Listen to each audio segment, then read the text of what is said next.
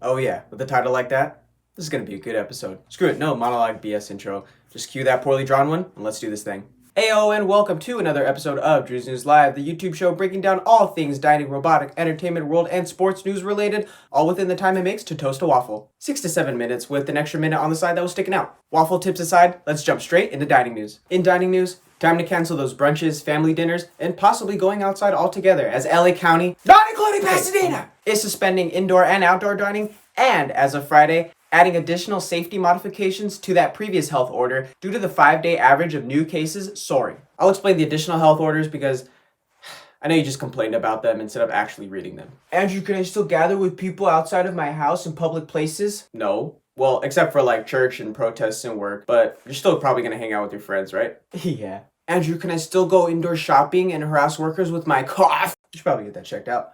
Cyber Monday is Monday, but not really, as new capacity limits have been issued for retail stores, malls, libraries, museums, and family entertainment centers like mini golf places. Okay, this bit's over. Outdoor activities like long walks on the beach, golfing, and other white people things like archery still require face masks and social distancing and cannot be done with outside members from your house. Oh, and playgrounds will be closed too. What about the schools? Schools, kindergarten through 12th grade, will remain open. However, if 3 or more cases are recorded in a 14-day period, the school is getting closed for 2 weeks. I'll link the full order in the description if you do want to read it. In robotics and tech news, if you're still looking for an NVIDIA RTX 3080 Founders Edition like me, I feel your pain. But don't worry, that PC is still going to be so sick. Just wait it out a little longer. Don't let the scalpers win by paying double or even triple the price for their graphics card that costs just $700 retail value. And for you PS5 and Xbox Series X people thinking, why are you paying that much for one computer part? Consoles are better, chump. You can't even go on Twitter, let alone have more than 2 apps going at the same time, so I don't know what high horse you're on. The wait will suck, yes, much like Nvidia and AMD stock supplies. What? Nobody's paying me to be nice. But I promise you, your bank account will thank you for waiting. In other tech news, let's get into the main story. No, priests aren't actually trolling you on Twitter. Or, well, I mean, how would you know who's behind that screen? Anyways, according to Matters India, the Daily Mail, and the Tablet, what? I just wanted to make sure the story was real. Bishops from England and Wales sent out new guidelines to their priests, deacons, and other religious service members about appropriate social media conduct, which included reminding priests to refrain from using profane language, to use their social media respectfully, and to quote, never make disparaging remarks about children or adults at risk. The guidelines also say priests must use the platforms responsibly and transparently, which means no friending children or at-risk adults on social media or communicating with them one-on-one without proper consent. I couldn't really find the original or complete document, but I'll link Matters India's article since it was the most comprehensive. In entertainment news, let's get political. Hey, let's oh get yeah, that's what I'm talking about. So what's it cooking? President Trump's self-pardon? That sounds tasteful. Can it be done though?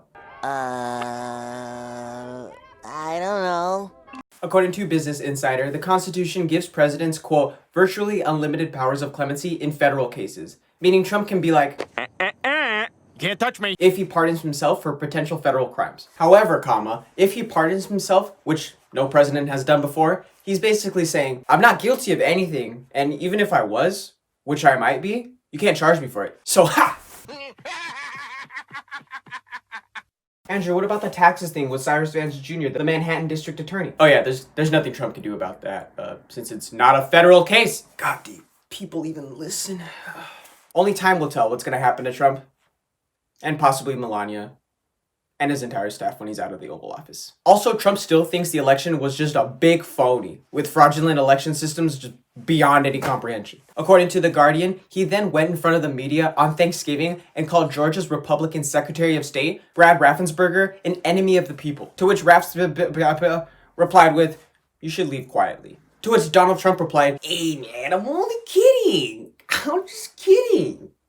Why is everyone so mad? In world news, a new United Nations Women's Report projects the COVID-19 pandemic could set back a generation of working women for years to come, according to the Wall Street Journal. Answering the question, yes, women do have it harder in life, especially during this pandemic. The title of the study, Fallout of COVID-19, Working Moms Are Being Squeezed Out of the Labor Force, is essentially that, with mothers leaving their jobs due to lack of childcare, according to the study. According to the report, quote, women's labor force participation is shaped by domestic and caregiving responsibilities in ways that men's is not. According to the UN's Women's Report numbers, who sampled over 50 countries, around 29.4 million women aged 25 and up lost their jobs between the final quarter of 2019 and the second quarter of 2020. And while men are like, hey, we lost our jobs too, the job losses for men overall were still less than that of women's, with also fewer women in the workforce altogether, making their loss disproportionate to that of men's. In the United States, 4 times as many women dropped out of the labor force in September as compared to men. Quote, 1 in 4 women who lost their job during the pandemic said it was because of a lack of childcare. Though the study points out women are struggling right now, they also listed some long-term commitments to curb the current trends we're seeing, which I'll leave up for a little.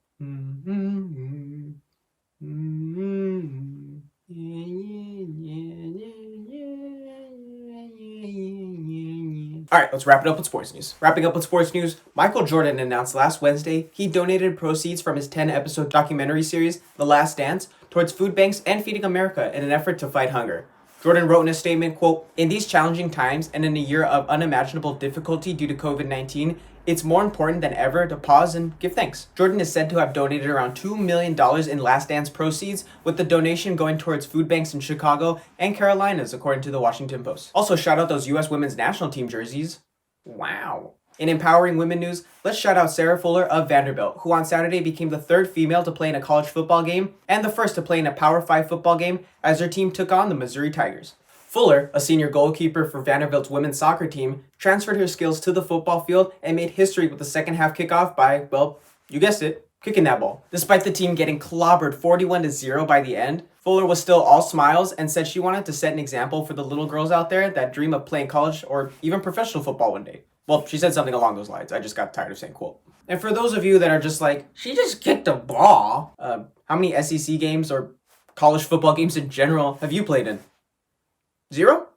Exactly. As always, thank you so much for watching and making it to the end of the video. I've been your host, Andrew Alonzo. Tomorrow's Monday, which means a new DMP podcast on SoundCloud, where I wrap up this week's or last week's headlines in simple, satirical ways. If you don't want to follow my SoundCloud, that's cool. I'm on Twitter also. Okay, if you don't want to follow me on there, I have a portfolio with cool stories, like how you would read on a paper. Like and subscribe, comment on the video, all that good stuff. I'm still trying to destroy these Thanksgiving leftovers, so I'll see y'all next time.